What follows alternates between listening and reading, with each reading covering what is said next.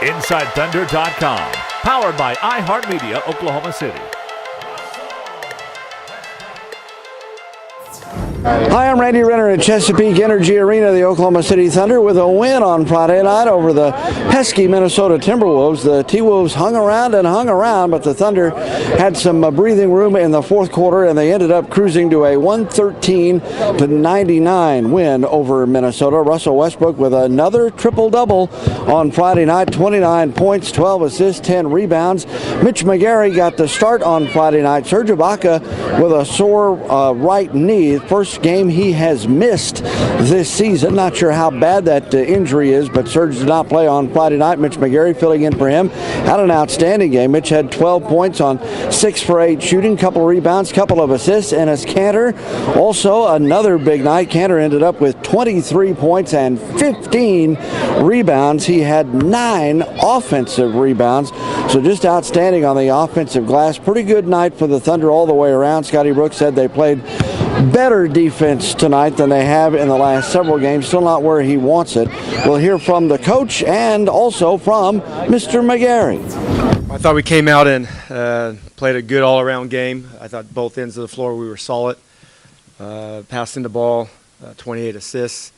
Those are good numbers for us to continue to build on. Ennis did a great job of scoring down low at the basket, at the block. And then his offensive rebounds were huge tonight. I think he had 9 offensive rebounds, so that's another a bonus for us. But then Russell, another triple-double. He's just displaying his all-around game, and he's doing it at a consistent level. It seems like every night he's right at those numbers, and that's the sign of a very special player. He does it every night. Coach Jeremy Griffin, InsideThunder.com. Unless I'm mistaken, tonight was the 15th different combination you had starting. As the season wraps up and hopefully move into the postseason, do you consider that an asset or a liability? That's a good question. That's a good way to look at it. I look at it as the strength of our team. We've had guys step up all season long. We've had a challenging year, but we still have some time to continue to get better. We've always had that grow every day mentality, get better by the day. It's given a lot of guys a lot of opportunities. But I thought Mitch did a good job tonight. There's a lot of things that he does well, and there's a lot of things that he's going to have to continue to work on in practice, and the game experience is going to help him come along in a way that we want him to. But I thought he had a good opportunity tonight, and he took advantage of it. Scott, what are you hoping Theon gives you in that starting unit? A guy that can attack, get to the basket, finish around the rim. He didn't particularly did a good job tonight with that, but he made his threes.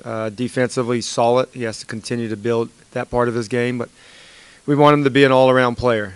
We feel that he can attack. He can sprinkle in his mid-range game with some threes and some attacks to the basket, and we'd like to get him to the free throw line because we need another guy that can get there. And is that something that you plan on sticking to when Kevin comes back, or is that all that up in the air? I mean, everything's up in the air. We're just going to focus on who's available now. And right now he's in the starting lineup. Next game he will be in the starting lineup. Coach Tim Farley, Ion, Oklahoma. Your bigs had 38 points and 27 rebounds tonight. Can you talk about the impact they had on this game? They did a great job of rolling, finding points around the rim. Mitch is another guy that can roll. He's a big body that catches and has a soft touch around the basket. And then Ennis does a good job of rolling and finding points around the basket. And Russell and DJ do a good job of finding plays for them, and that's what we have to continue to do. Anytime we set a good high screen and roll, and they roll hard, they're going to be around the rim, and they have great hands, and they have a soft touch around the rim. But they have to continue to get better on the defensive end. Those are things that we want to continue to build our team on defensively. But I thought tonight it was good. It wasn't a great defensive performance, but it was much better than we've had in the last 3 or 4 games. Are these some of the best bigs you've had here at Thunder? I'm not into comparing and contrasting what we've had and what we have now. We've always had a lot of good players, and that's why we've had a lot of good success. We've always been an organization that builds our team and not an individual. We have some good individual players, but we've always talked about being team, and our bigs are good. and our team is good, and we have to continue to focus on all the important things and not skip the habits, the daily habits of getting better. Ennis had a coast-to-coast give-and-go with Russ, and then soon after he went coast-to-coast himself and finished it off. Did that surprise you, his ability to, play like that in open court? That did surprise me. I don't like to get the surprise like that going forward. He needs to give it to the point guard and run the lanes. But I thought he did a good job of staying under control. That's something that Mitch likes to do also, that we've kind of taken that part of his game away. We have a point guard and we have bigs, and they're called that for a reason. But he did do a good job. He did a great job. It's strange. The ball was loose. Russell and DJ had a chance to pick it up, but they ran the lanes, and Ennis picked it up, and he made the right play, but he didn't pass it. Nick Gallo, Thunder. You guys give up 100 points or more in 7 straight games. I think the average was like 111 or 113 or something. How much of that is still adjusting to life in the paint without Perkins? Calling out the defenses. Transition defense and stuff. Well, there's definitely a transition. We've changed our team in the last 3 weeks or so, but it's no excuse. We wanted to keep this team in the low 90s. I'm glad the last shot was not a 4-point shot. Otherwise, it would have been 100. But it's something that we have to continue to build. Our team is a defensive team and that can score, not a scoring team that plays defense occasionally, and we have to do a better job with that today. Tonight's game was a step in that right direction. Even without a surge tonight, you guys showed improvement in that area? We have to get better.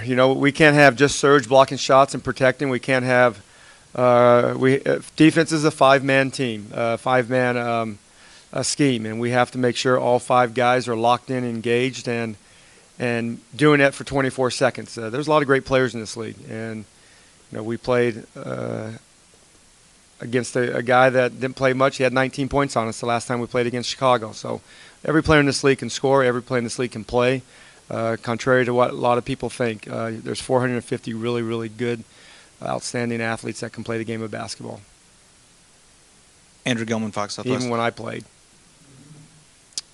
Question about Morrow.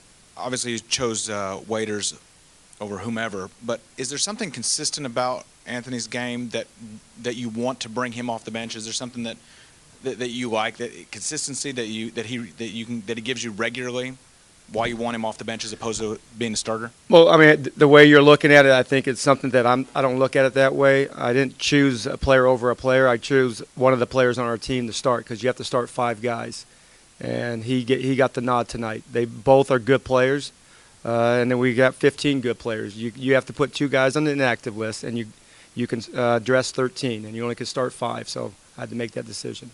This seemed like one of those grinded-out games. What were you guys able to do well enough to kind of keep them at bay throughout the night?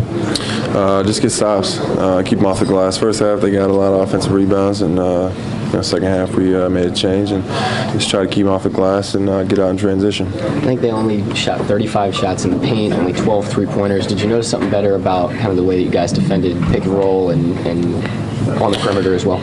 Just communicating better. It's always key when you can communicate and call things out and see them earlier before they happen. So I think that's just what happened. We were just communicating really well and we got some stops.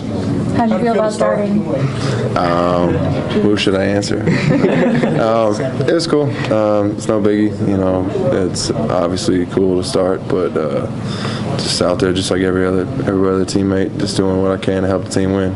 Fortunately, Serge was down tonight, and so I had to step up. How impressed have you been with Ennis's offensive ability since he's come over? Dude's an ox. Tonight, I don't know what he had tonight stat-wise, but he's crashing the boards, just finishing everything around the rim, was doing what we needed him to do, and he had a great game tonight. You've probably guarded him a little bit in practice. What makes him so good, so crafty? He's really skilled. He knows how to finish around the rim, and He's got good footwork. So, once he gets in that deep paint, there's really no stopping him. He got out on the break a little bit tonight twice. I know that's something you like to do. I told him, I was like, hey man, come on here, I'm here. But he just took it and finished it, and I returned the favor to him a couple possessions later. Hey Mitch, were you at all disappointed you didn't go up against Kevin Garnett tonight?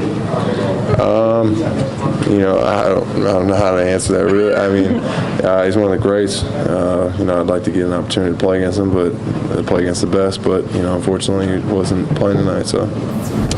Mitch McGary and Thunder head coach Scott Brooks. The Thunder will practice on Saturday, and then they have an early game on Sunday. It's a noon tip-off here at the Peak. The Chicago Bulls will be in town. That's a nationally televised game on ABC, and then a quick trip down to Dallas on Monday. That's the only Thunder road game in the span of about 10 games here, so that'll be an important game. They're all important now with just a month to go in the season, and the Thunder fighting to get back into the playoff picture. Keep it right here. We'll keep you updated on InsideThunder.com.